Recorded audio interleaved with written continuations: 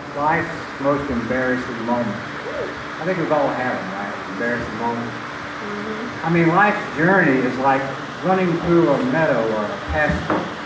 Sooner or later, you're bound to step in something unpleasant. And the best thing to do is to keep on going and shake it off. But sometimes little pieces of it stick to you, and they follow you through your life. Some embarrassing moments are just annoyances that you think about later and you laugh. Others are, oh my God, what was I thinking, golly whopper, embarrassing moments that haunt you.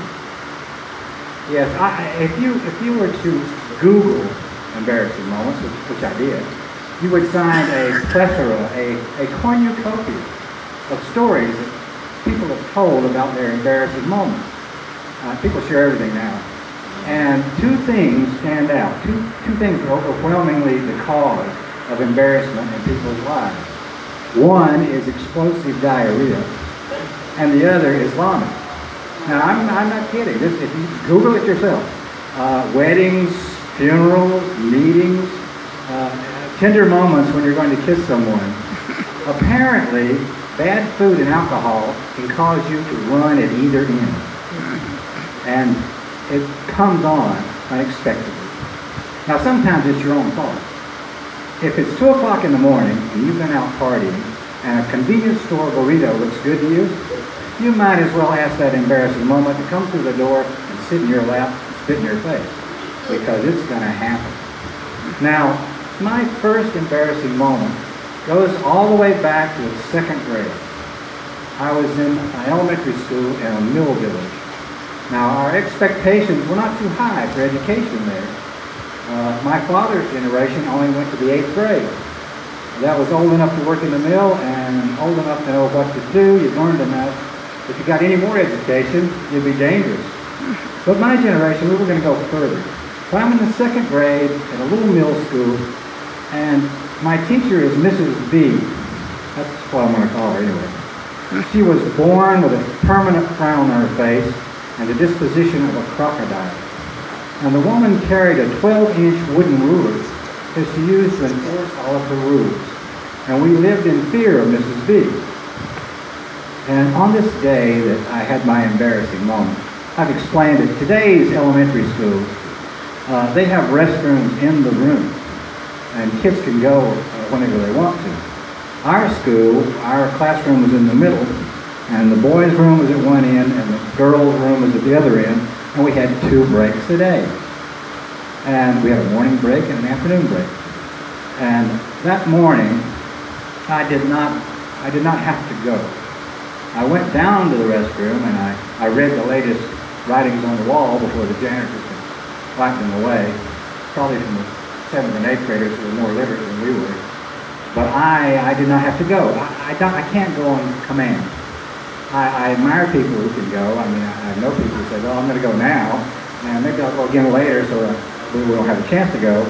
I can't go on command. So, I mean, even today, if I have to take a urine test at a doctor's office, I need to drink a gallon of water, turn the faucet on all the way, and think of Niagara Falls before I can produce. But I didn't go this morning of my embarrassing moment. And so it's getting close to 2 o'clock. Got 15 minutes before our afternoon break, and I'm looking at the clock and I'm thinking, I gotta go. It's coming on to me now. And so I'm on the wooden desk, and I'm doing this, and I'm doing this, and I'm doing this. I gotta go. I don't want to raise my hand because I'm afraid of Mrs. B. I don't want that glare. Mrs. B did not like anybody going out in the hallway and lollygagging. Isn't that a great word, lollygagging? I mean, we could waddle, we could dilly-dally, but she didn't want any lollygagging going on. So I was hesitant to raise my hand, and it's getting worse. It's getting worse. I'm doing a little dance under the table, the wooden table, the wooden chair, and finally, I'm getting the courage to raise my hand, and finally, I get it up there. Now, Mrs. B is in the middle of admonishing Eddie Picklesheimer, who was caught chewing gum, and he swallowed the gum. And Mrs. B told him that this was a terrible thing to do because she knew of a boy who had swallowed so much gum that he got clogged up, and the doctors had to operate and scrape the gum off of his rib cage. This was a horrible thing that I thought about for years until I realized that Mrs. B had no concept of biology. It didn't bother me later on. That day was pretty scary. When I get Eddie off the hook, because I got my hand up. I got my hand up. Mrs. B looks over at me and says, "What do you want?" What is it? I need to go. You need to go? Now? Now you need to go? It's only a few minutes. Can't you wait? And about that time, I felt this little trickle running down my leg, going over the top of my sock, and I felt this great relief. It was just this wonderful sort of, the pressure is off, and I'm relaxing, and I'm feeling better, and I'm warm, and I feel good. And then it lasts about a second, and suddenly there's kids screaming and yelling, and Mrs. B clears the room, and that warmth turns to cold clamminess, and she sends me down the hallway, squishy, squashy, to the principal's office, and my mother comes to get me, and she tells the principal that I have a bladder condition. And the amazing thing about this is this terrible, embarrassing moment, it was only in the second grade, and the kids forgave me, apparently, because nobody ever mentioned it again. And the rest of the school year, Mrs. B was very kind to me, and she made sure that I went to the restroom at both breaks anytime I wanted to go. And so this was the first embarrassing moment.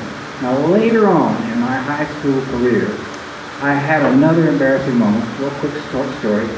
I was in a high school band, and we were going to New York City, the 1964 World's Fair. And so there were 2 busloads of kids from South Carolina, and people were telling me in South Carolina, when you get to New York, those people are rude. They're mean.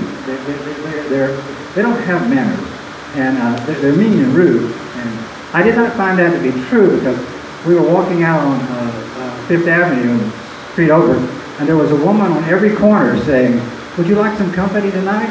And I thought that was most kind. But then the next morning, we go to a diner, and the woman says, "Grits? You want grits?" Now remember, this was back in the 60s. We don't have grits here. You must be from the South. Do you want a bagel? And I said, "Okay, I'll have a bagel." Now, tell me, where's the bathroom? He said, "Bathroom? You can't take a bath in this room. We have restrooms up here. Restrooms." I said, "Okay, I'm going in there, but I don't think I'm going to rest." I had reached the point in my life where I was not afraid to raise my hand or to speak up about it.